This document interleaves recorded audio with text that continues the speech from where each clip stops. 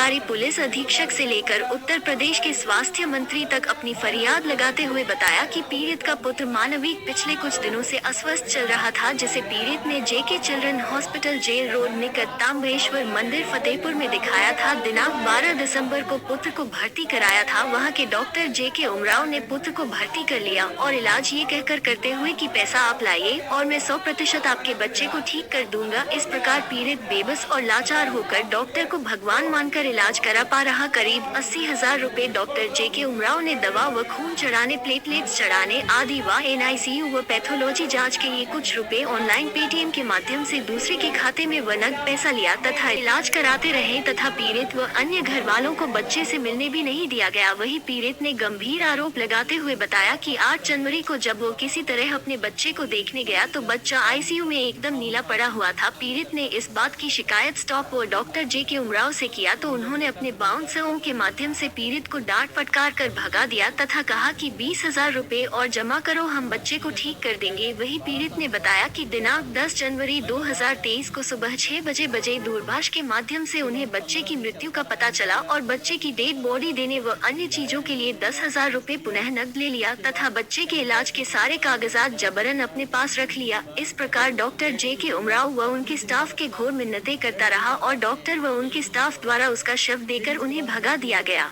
Doctor ने तीमारदार के साथ धोखाधड़ी में बेईमानी की अपने पद का दुरुपयोग किया गया।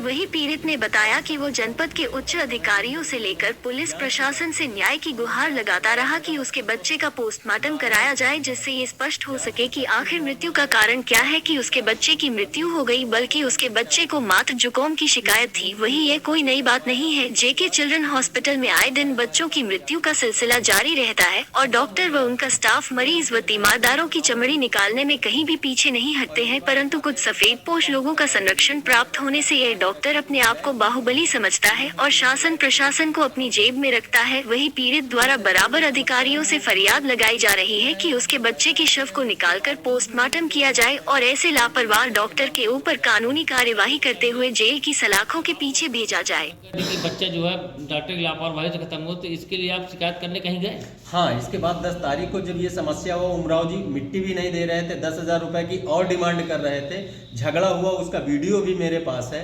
फिर मैं कोतवाली गया एप्लीकेशन लेकर, तो वहाँ हमने कहा कि मेरे बच्चे का पोस्टमार्टम करा लीजिए, सब चीज़ कर लीजिए। मैं 4 बजे तक अपनी मिट्टी को लिए बैठा रहा।